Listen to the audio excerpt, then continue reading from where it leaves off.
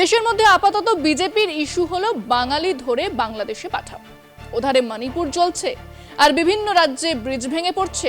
তারই মধ্যে সুখবর হলো দারিদ্র নাকি আর নেই। কিভাবে জানা গেল?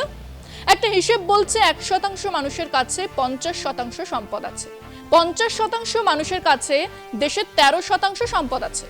কিন্তু দুজনেই বাজার থেকে যা কিনছেন, খাচ্ছেন, ঘুরছেন, মানে অর্থনীতির ভাষায় যাকে কনজাম্পশন বলে, ভোগ বলে, তার বৈষম্য নাকি হুহু করে কমে গেছে। কি ম্যাজিক বলুন তো? আয়ের বৈষম্য বাড়ছে আর খরচের বৈষম্য নাকি কমছে। বিজেপির টাকায় লালিত পালিত এক সাংবাদিক সেটা আবার ব্যাখ্যাও করেছেন। সে ব্যাখ্যা শুনে অবশ্য রামগরুরের ছানাও খ্যাক খ্যাক করে হাসছে। এটা ম্যাজিক, যে ম্যাজিক দিয়ে মোদী সরকারের অনুগত ইলেকশন কমিশন ভোটের আগেই ভোটার গায়েব করার কাজে নেমেছে। সেনও এক সময় বঙ্গে আসছেন আমাদের মিথ্যেবাদী প্রধানমন্ত্রী নতুন কিছু মিথ্যে ছড়াতে।